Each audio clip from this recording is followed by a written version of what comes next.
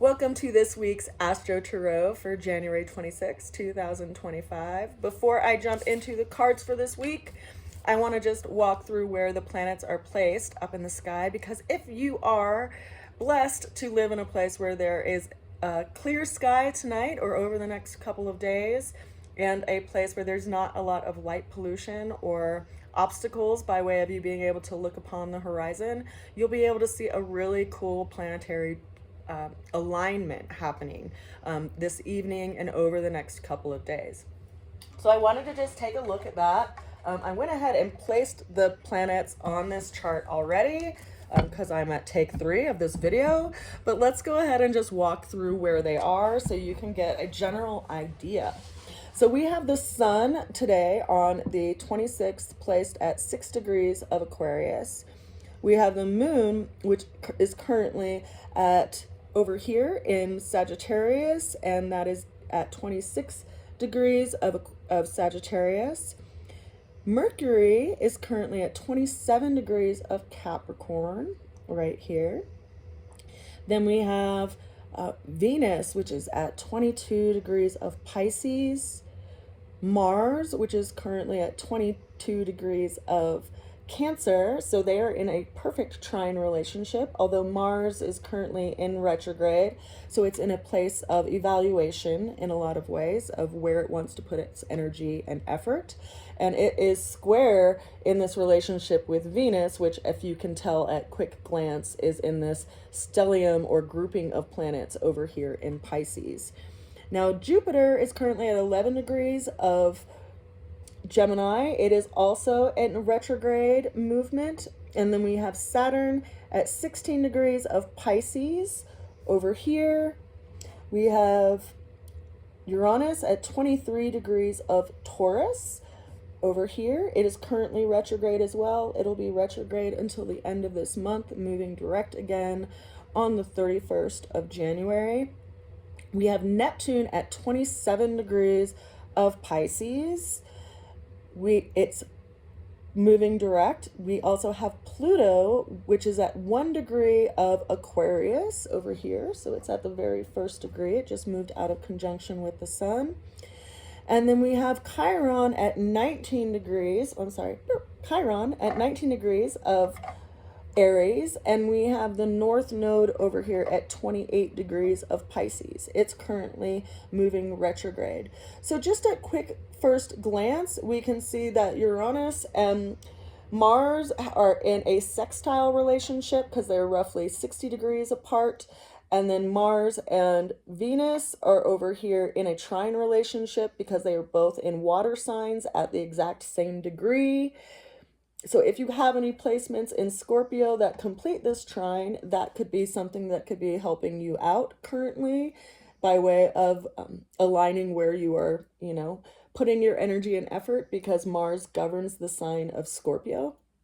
Then we can see that there is an interesting close opposition to Mars and Mercury. So there is some communication happening there internally around how we think about our long-range goals and dreams and what direction we want to move toward in life, because Mars is our inner warrior that kind of guides our ship and guides our direction by way of action in what we're called to bring order to in our lives. And the big thing, though, is this interesting grouping that's in Pisces, because it's showing up as a big stellium. We have Venus that's sandwiched in between the planet of Saturn and Neptune. Neptune can be where we tend to escape in our dreaminess of our ideal reality and brings about some kind of illusions, but it's also a very soulful, spiritual planet. It is next to Venus, which of course is the planet of love and relationship, and then Saturn, which is the planet that governs time and limitation and responsibility. So there's this interesting kind of stellium going on here and bringing in the energetic of the North Node, which is asking us to make sure that we aim our arrow in this particular direction. So what is it that we are being asked to kind of sober up in regard to around relationship? Now, being that these are all in Pisces and are in this trine relationship with Mars, it would be my guess that it is greatly influencing the shifts and changes that will be coming and showing up in our life over the next month's time, particularly because Mars is currently retrograde and is kind of taking a pause by way of motion in looking at where it wants to go, and it's being influenced by these planetary positions right here, which are over in Pisces. Now, if you want to look out at the sky tonight and be able to identify what is in the sky, then we would be moving the sun over to the sunset position, which is going to be on the right side of this chart, which will actually be the western sky. And then if you look out towards the west or look toward the south, of course, if you're in the northern hemisphere, you're going to be able to see Venus. You'll be able to see, of course, Jupiter and Mars, because they tend to be the brightest planetary bodies. But you may also be able to see Uranus, depending on how clear the sky is and, you know, where you are in the northern hemisphere. You know, if there's light pollution, if you have anything that's blocking your view, and of course if there's any clouds. So you'll basically be able to see this alignment of planets. Now, right before the sun rises, or actually all throughout the evening, you'll also be able to see these, just depending on what time of day it is.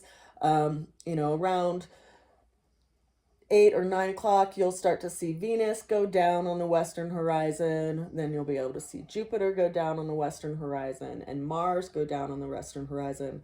Just around the same time that you'll see the moon rise on the eastern horizon as a waning crescent moon, because it will be a new moon in a couple of days on the 29th of this month.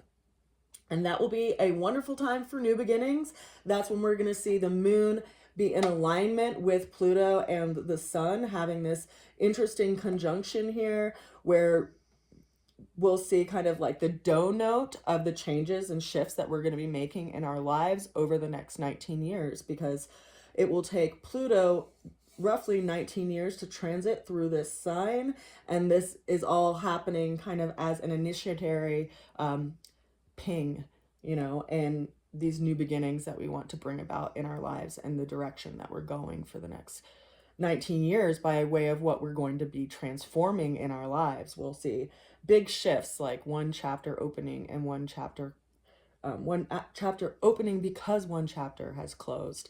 And of course, the transformation that's going to show up in your life is going to be largely dependent on which house Aquarius sits in your chart. If, for instance, you have an Aquarius rising, you're going to see a lot of change and transformation to your sense of self, your care of body, and, you know, how people see you and what motivates you out in the world. If you have Aquarius in your second house, you're going to see this transformation around income and the resources that you have and how you earn that income. If you have Aquarius in your third house, you're going to see this transformation in your community and possibly around, you know, new forms of education, elementary education, a transformation around relationships with siblings, and your people in your neighborhood. If Aquarius is in your fourth house, you're going to be seeing transformations around your home, possibly transformations around your family line, your relationship with your mom, because that's what governs the fourth house, your familial tribe, you know, aunts, uncles, your family line. If Aquarius is in your fifth house, you're going to be seeing transformations around your relationships with children and creative endeavors, things that you enjoy in life. If Aquarius is in your sixth house, you're going to be seeing transformation around your job, where you work, what kind of work you actually do, possibly even transformations around relationships with pets, because the sixth house governs small pets. If you have Aquarius in your seventh house, you're going to be seeing transformation in relationships, one-on-one relationships, business relationships, partnerships, and, you know, big shifts in that area.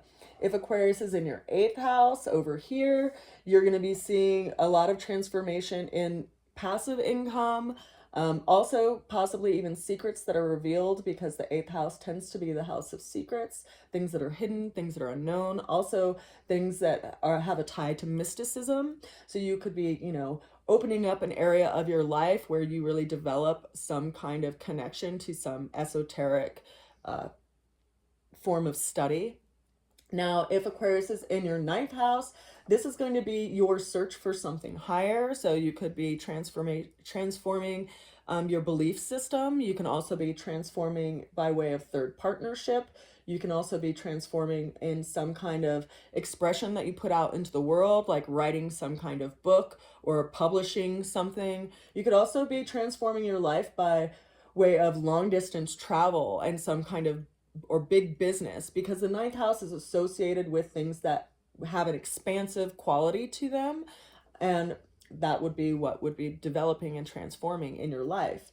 Now, if Aquarius sits in your 10th house, that's going to be influencing your life path, the legacy that you leave behind, your career path, how people see you in the world. So it could be transforming you from, say, a child to an adult, or from single to married, or from married to divorced. There's some transformation in how people see you, in how you show up to the world, because the 10th house is our zenith position in the chart. Now, if Aquarius is in your 11th house, that's its natural house. It, could be transforming your relationships with your friends and your community in that way, as well as your long range hopes and dreams, and also the income that you earn from your career. And of course, if Aquarius is in your 12th house, this could be transforming your sense around feeling isolated in the world. Also, your relationship with God, so to speak, because it also is the most spiritual house in our chart, and this is all aligned weirdly. So actually, this would be the 12th house, because I have all the numbers on the outside.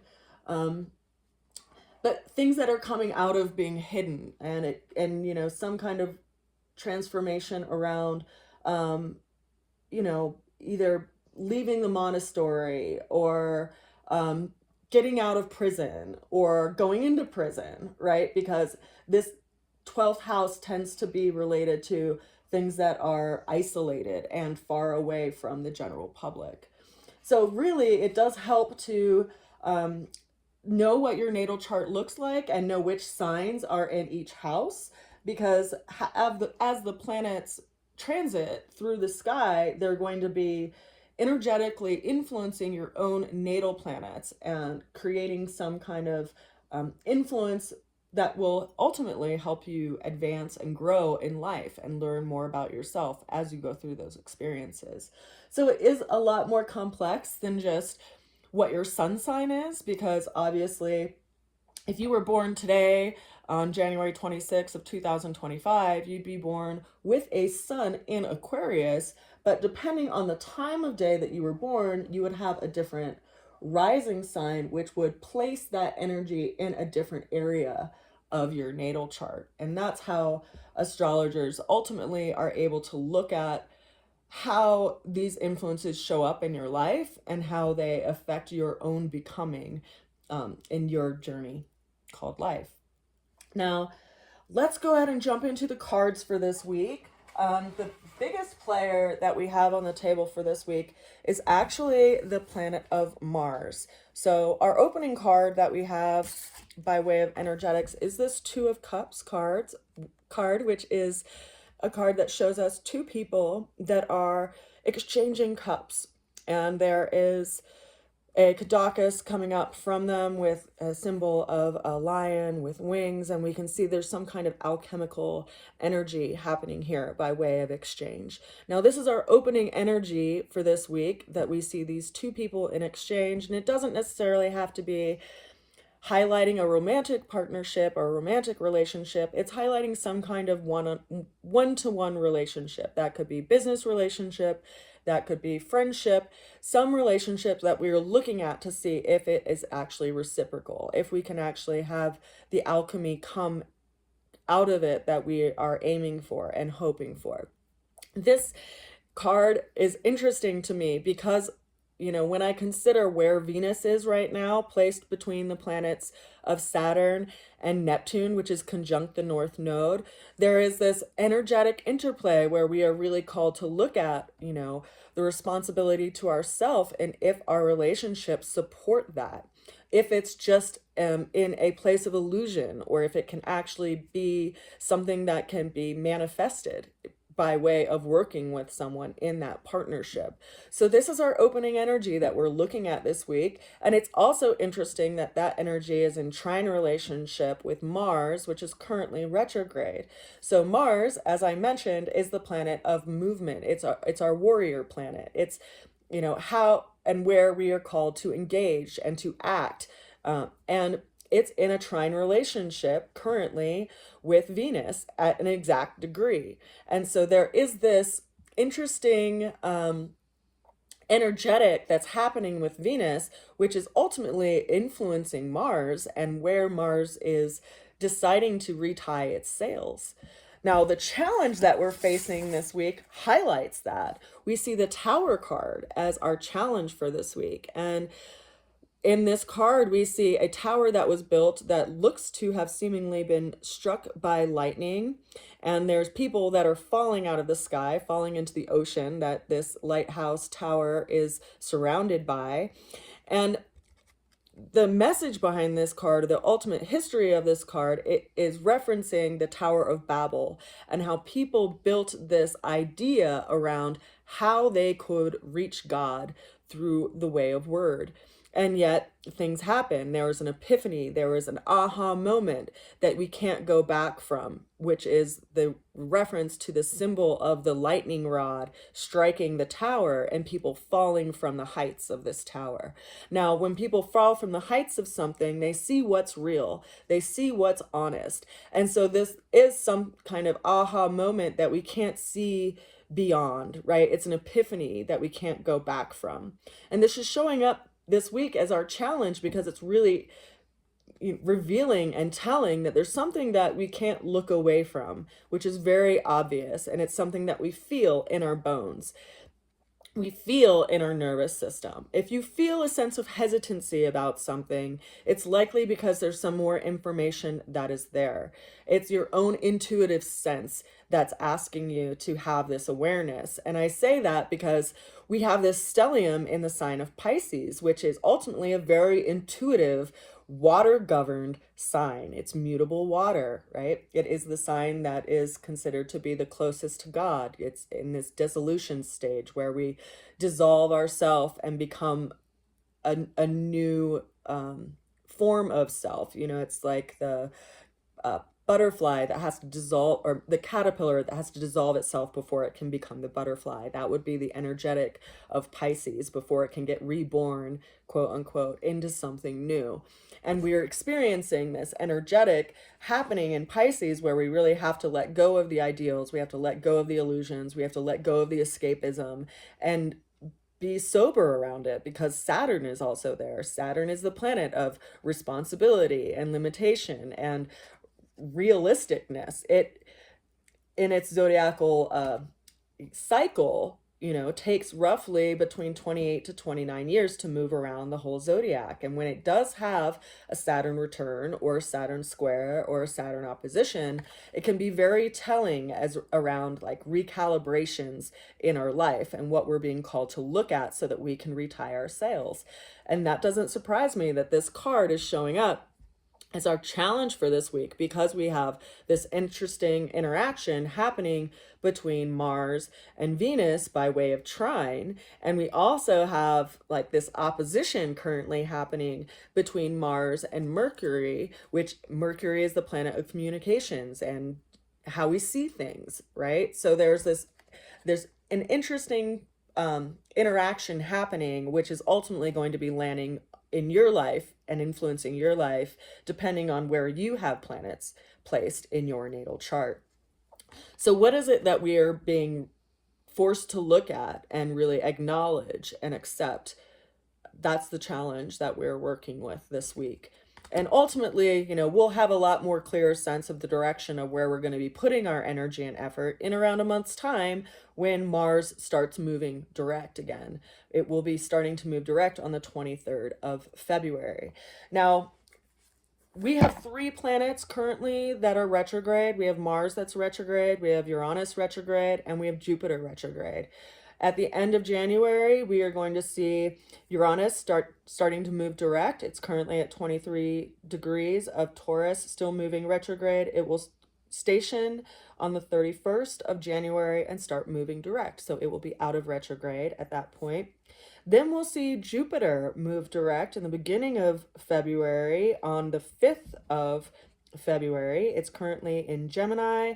And then towards the end of February on the 24th of February, we're going to see Mars move direct.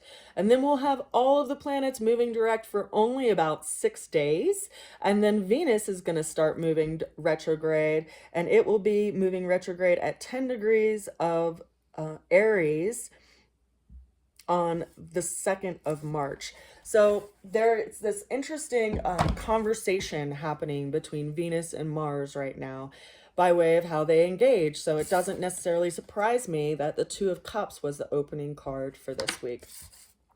Now, the way through the Tower, the way through the challenge, showed up as the Queen of Swords. Now, the Queen of Swords is a court card, so it can be highlighting either a person or individual that has the qualities of the Queen of Swords, which can kind of be, you know, claritative communication can be a little bit harsh, but it ultimately does reference Libra, which is cardinal air or active communication. So we need to be willing to have conversations about the things that are bothering us. We need to be open and communicative about the questions that we have. That's ultimately the best way that we're going to get through this situation, is to not look at things from the sense of just me, myself, and I personally, but from the sense of we, because Libra governs relationship and how we are in relationship. So this is an interesting card to show up after this Two of Cups card, because it's really asking and engaging us into question and communication with whoever it is that we are in this one-to-one relationship with, that we are kind of turning over in our mind, so to speak. Now, the ultimate outcome, we have 3 cards. We have the first of which is the Ace of Cups, so another relational energy, and this is about having open communication and also ultimately being vulnerable and honest in a situation. We see the cup is overflowing, right? The Ace of Cups can speak to new beginnings. It also speaks to a level of vulnerability, because our hand and our heart is open to receive something. And it's interesting, though, to me that we started with the Two of Cups and that the ultimate outcome is the Ace of Cups. So, you know, there may be a relationship in our lives that we are looking at and considering letting go because it isn't in alignment with where we're going in life. And that could be, again, I say a friendship or a partnership, or even, you know, a business partnership. If it's not an alignment, if there's something that's revealed to us about that relationship that we cannot ignore and look away from, then we have to be open and honest with that. And ultimately, that does make us vulnerable. Now, that is clarified by 2 cards, the first of which is the Ten of Wands, the final card of which is the Three of Wands. So in the Ten of Wands, we see a character who's carrying 10 wands. The wands are associated with our will.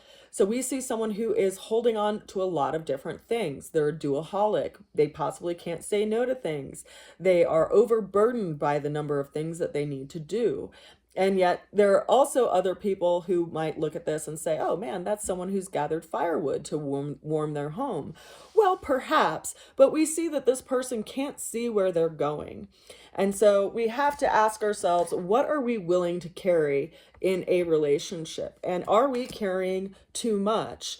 Now, some would say it's best to put down some of these wands, because ideally, if you have 10 of anything, it's a crystallization of something or crystallization of a behavior that could be actually getting in the way of, you know, what the ideal situation would be.